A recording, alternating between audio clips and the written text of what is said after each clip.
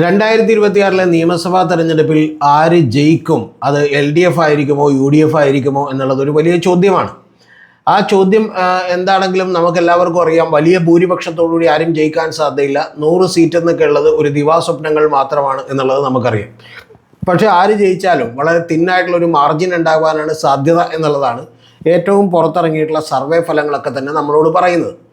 അപ്പോൾ അതൊക്കെ അവിടെ നിൽക്കട്ടെ. ഏറ്റവും പ്രധാനപ്പെട്ട ഒരു കാര്യം, കോൺഗ്രസ് എന്ന് പറയുന്നൊരു പാർട്ടി 2026 ജയിച്ചാലും തോറ്റാലും ഇല്ലാതാകുന്നതിൻ്റെ ലക്ഷണങ്ങൾ കാണിച്ചു തുടങ്ങിയിരിക്കുന്നു എന്നുള്ളതാണ് എനിക്ക് ഏറ്റവും ആദ്യമേ തന്നെ പറയാനുള്ളത്.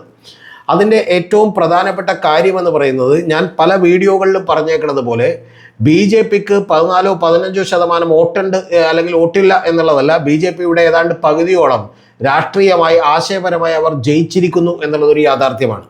അതുകൊണ്ട് തന്നെയാണ് ആറ്റുകാൽ പൊങ്കാലയും ശബരിമല ക്ഷേത്രവും തൃശ്ശൂർ പൂരവും ഒക്കെ തന്നെ വലിയ ചർച്ചകളായി മാറുകയും അതിനൊക്കെ കൂടുതൽ പ്രേക്ഷകരുണ്ടാവുകയും ചെയ്യുന്നതൊക്കെ തന്നെ നമുക്ക് കൃത്യമായിട്ട് അറിയാം. അതുകൊണ്ട് പണ്ട് മുൻകാലങ്ങളിലൊന്നും ഇല്ലാത്തതുപോലെ ഇത്തരത്തിലുള്ള സംപ്രേഷണങ്ങൾ നമ്മുടെ ചാനലുകളിൽ കൂടി വരുന്നത് നമ്മൾക്ക് കാണാം. എന്ന് പറഞ്ഞാൽ BJP ഉയർത്താൻ ഉദ്ദേശിക്കുന്ന അജണ്ടകളിലേക്ക് മറ്റ് രാഷ്ട്രീയ പാർട്ടികളുമൊക്കെ എത്തിക്കൊണ്ടിരിക്കുകയാണ് എന്ന് പറയുന്ന ഒരു യാഥാർത്ഥ്യമുണ്ട്. ഞാനിതെൻ്റെ പ്രിയപ്പെട്ട പ്രേക്ഷകരോട് പലതവണ പറഞ്ഞിട്ടുള്ള ഒരു കാര്യമാണ്. അപ്പോൾ അങ്ങനെ ആ പ്രേക്ഷകർ തന്നെ മനസ്സിലാക്കേണ്ട ഒരു കാര്യം, കോൺഗ്രസ് എന്തുകൊണ്ടാണ് ഇല്ലാതാകാൻ പോകുന്നത് എന്ന് ചോദിച്ചാൽ, കോൺഗ്രസ് എങ്ങനെയാണ് UP അടക്കമുള്ള ഉത്തരേന്ത്യൻ സംസ്ഥാനങ്ങളിൽ ഇല്ലാതായത് എന്നുള്ളതിൻ്റെ ഒരു ചരിത്രം നിങ്ങൾ പഠിക്കണം.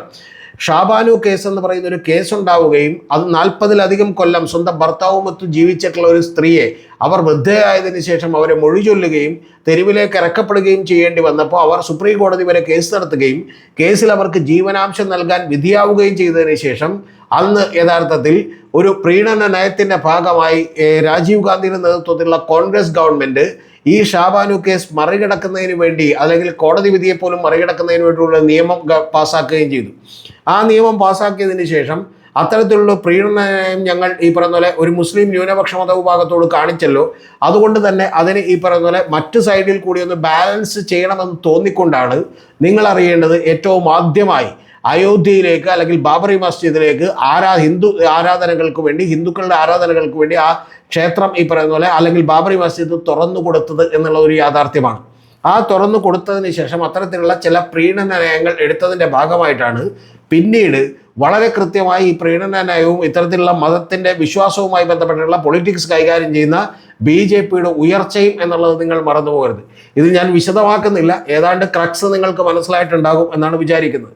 അപ്പോൾ അത്തരത്തിലുള്ള പ്രധാനപ്പെട്ട അതിൻ്റെ ഈ പറഞ്ഞ പോലെ കാതലായ ഭാഗം ഇത്തരത്തിൽ വന്ന ഒരു ഐഡിയോളജിക്കലായുള്ള കൃത്യമായി ദൃഢതയില്ലാത്ത നിലപാടും അത് ഒന്ന് സോഫ്റ്റൺ ചെയ്തുകൊണ്ടുള്ള ഈ പറഞ്ഞ പോലെ കോൺഗ്രസിൻ്റെ അഴകുഴമ്പൻ നയവുമായിരുന്നു എന്നുള്ളതൊരു യാഥാർത്ഥ്യമാണ്. കോൺഗ്രസ് ഇല്ലാതാകുന്നതിന്, കോൺഗ്രസ് മുക്ത ഭാരതം എന്ന് പറഞ്ഞ് ഒരു രാഷ്ട്രീയ പാർട്ടിക്ക്, BJPക്ക് ആഗ്രഹിക്കാൻ പോലുമുള്ള കാര്യത്തിലേക്ക് കോൺഗ്രസ് എത്തിച്ചേർന്നത് എന്നുള്ളത് യാഥാർത്ഥ്യമായിട്ടുള്ളൊരു കാര്യമാണ്.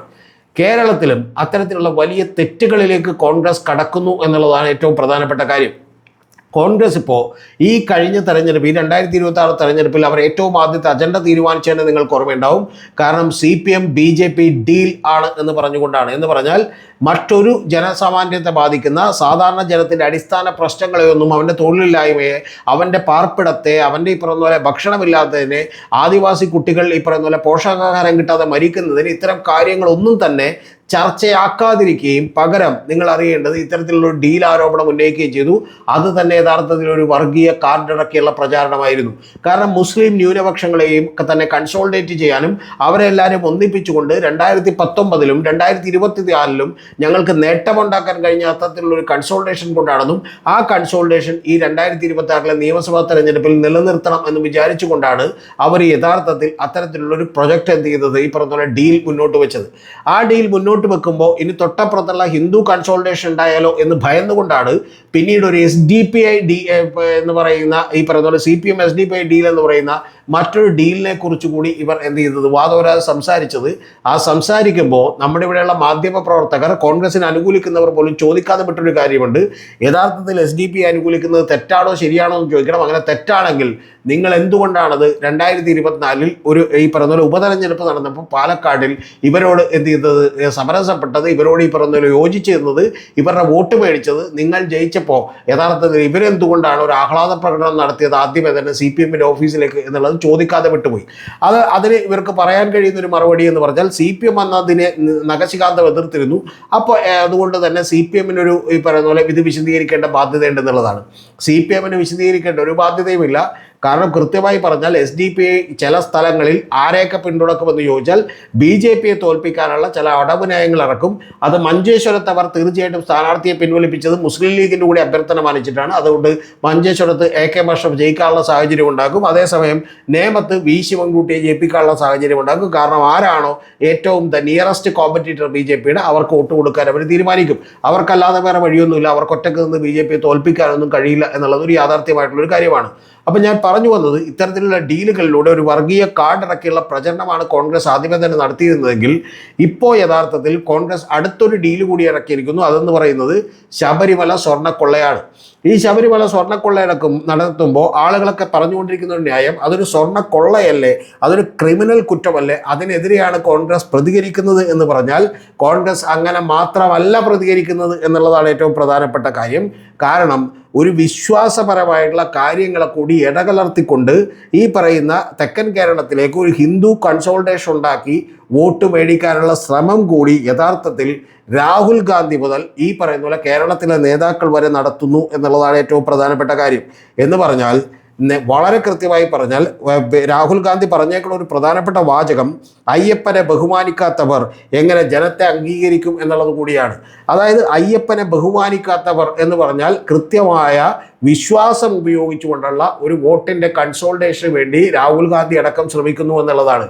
ഇതിനെക്കുറിച്ച് വളരെ കൃത്യമായി ബൃന്ദ കാരാട്ടി കഴിഞ്ഞ ദിവസങ്ങളിൽ ഹിന്ദുവിൽ പറഞ്ഞിട്ടുള്ള ഒരു സ്റ്റേറ്റ്മെൻ്റ് ഉണ്ട്. അതെന്ന് പറഞ്ഞത് ഈ ശബരിമല കൊള്ള എന്ന് പറയുന്നത് ഒരു ഡീലാണെന്നും അതിൽ BJP-യുടെ രാമനും കോൺഗ്രസിൻ്റെ അയ്യപ്പനും എന്ന് പറയുന്നത് ഒരേപോലെ ഉപയോഗിക്കപ്പെടുകയാണെന്നാണ്. എന്ന് പറഞ്ഞാൽ ഇതുപോലെ എങ്ങനെയാണോ രാമനെ BJP നോർത്ത് ഇന്ത്യയിലെല്ലാം ഉപയോഗപ്പെടുത്തിയത്, അതേപോലെ തന്നെ കേരളത്തിൽ അയ്യപ്പനെ ഉപയോഗപ്പെടുത്താൻ വേണ്ടി യഥാർത്ഥത്തിൽ കോൺഗ്രസ് ശ്രമിക്കുന്നു എന്നാണ് വളരെ കൃത്യമായി ഷാർപ്പായി ബൃന്ദ കാരാട്ട് അടക്കമുള്ള ആളുകൾ പറഞ്ഞു വെച്ചിട്ടുള്ളത്. എന്ന് പറഞ്ഞാൽ ഈ പറയുന്ന ദൈവവിശ്വാസങ്ങളെ ചുറ്റിപ്പറ്റി നിന്നുകൊണ്ട് വോട്ട് നേടാനുള്ള തന്ത്രങ്ങൾ ഒരുക്കാൻ വേണ്ടി കോൺഗ്രസ് ശ്രമിക്കുമ്പോൾ ആത്യന്തികമായി എന്ത് സംഭവിക്കുമെന്ന് ചോദിച്ചാൽ റോക്ക് സോളിഡായ കുറേ കൂടി പറഞ്ഞ കോൺക്രീറ്റ് ഇട്ട് BJPയുടെ അടിത്തറ ഉറപ്പിക്കാൻ പോകുന്ന ഒരു രാഷ്ട്രീയമായിട്ടുള്ള സാഹചര്യങ്ങളാണ് കോൺഗ്രസ് ഒരുക്കി കൊടുക്കുന്നത് എന്നുള്ളത് മറന്നു പോകരുത്. നാളെ ഈ 2026 തെരഞ്ഞെടുപ്പിൽ കൂടി കോൺഗ്രസ് തോറ്റുപോയാൽ കോൺഗ്രസിൻ്റെ ഈ പറഞ്ഞ മിഡിൽ ലെവലിൽ നിൽക്കുന്ന ലോവർ ലെവലിൽ നിൽക്കുന്ന നിരവധി നേതാക്കന്മാർ BJPയിലേക്ക് പോവുകയും ആ BJP കുറേ കൂടി ശക്തിപ്പെടുകയും ചെയ്യും. കാരണം നിങ്ങൾക്ക് യാതൊരു തരത്തിലും BJPയുമായിട്ടൊരു ഐഡിയോളജിക്കൽ ഡിഫറൻസ് ഇല്ല, ആശയപരമായിട്ടുള്ള ഈ പറഞ്ഞ വ്യത്യാസമില്ല എന്നുള്ളത് നിങ്ങളുടെ അണികൾ തിരിച്ചറിയുമെന്നുള്ളതാണ് ഏറ്റവും പ്രധാനപ്പെട്ട കാര്യം. കാരണം നിങ്ങളെക്കാൾ കുറച്ചുകൂടി നന്നായി ഈ മതവിശ്വാസവും ഒക്കെ ഉപയോഗപ്പെടുത്തി വോട്ട് മേടിക്കാൻ ശ്രമിക്കുന്നത് BJP ആണെങ്കിൽ അങ്ങോട്ട് പോയിക്കൂടെ എന്ന് വിചാരിക്കും. ഈ ഒഴുക്ക് തുടങ്ങിയിട്ട് തന്നെ കുറേ നാളായി. G. രാമൻ നായർ അടക്കമുള്ള ആളുകൾ, ദേവസ്വം ബോർഡ് പ്രസിഡന്റായിരുന്ന ആളുകൾ അടക്കമുള്ള ആളുകൾ അങ്ങോട്ട് പോയിട്ടുണ്ട് കുറേ നാളുകൾക്ക് മുമ്പ് തന്നെ. ഇനി നിരവധി ആളുകൾ ഈ അടുത്തിടെ പോയിട്ടുണ്ട് എന്നുള്ളത് നമുക്കെല്ലാം അറിയാവുന്നതാണ്. കൊട്ടാരക്കരയിൽ കഴിഞ്ഞ തവണ കോൺഗ്രസിന്റെ സ്ഥാനാർത്ഥിയായിരുന്നാൽ ഇപ്പോഴത്തവണ BJPയുടെ സ്ഥാനാർത്ഥിയാണ്. ഈ 100 കണക്കിന് 200 കണക്കിന് ഈ പറഞ്ഞ പോലെ MP-മാർ MLA-മാർ എല്ലാം തന്നെ കോൺഗ്രസിലേക്ക് പോയിട്ടുണ്ട് എന്നുള്ളത് അറിയാമോ നോർത്ത് ഇന്ത്യയിൽ നിന്ന്. നിങ്ങൾ ഇത്തവണ ഈ പറയുന്ന പോലെ അവരുടെ ആശയങ്ങളിലേക്ക് അവരുടെ വായിൽ ഈ പറഞ്ഞ പോലെ കൈയിട്ട് കടിമേടിക്കാനുള്ള പരിശ്രമത്തിലാണ് കോൺഗ്രസ് എന്നുള്ളത് പറഞ്ഞു പോരുത്. അതുകൊണ്ടാണ് ഞാൻ പറഞ്ഞത് 2026 കോൺഗ്രസ് പരാജയപ്പെട്ടാൽ കോൺഗ്രസ് ഇനി പറഞ്ഞ പോലെ അടിത്തറ തന്നെ ഇളക്കുന്ന ചില പ്രൊപ്പഗാണ്ടകൾക്കാണ്, ചില ഈ പറയുന്ന പോലെ താൽക്കാലിക നേട്ടങ്ങൾ ഉദ്ദേശിച്ചിട്ടുള്ള ചില ഈ പറയുന്ന പോലെ പ്രചരണ തന്ത്രങ്ങൾക്കാണ് കോൺഗ്രസ് വഴിമരുന്നിട്ടിരിക്കുന്നത്. ഇത് ആത്യന്തികമായി BJPയെ കേരളത്തിൽ വളർത്തും എന്നുള്ള കാര്യത്തിൽ എനിക്കൊരു സംശയവുമില്ല. ആശയപരമായി ഇപ്പോൾ പകുതി ജയിച്ചു കഴിഞ്ഞിരിക്കുന്നു എന്നുള്ളതാണ് യാഥാർത്ഥ്യം.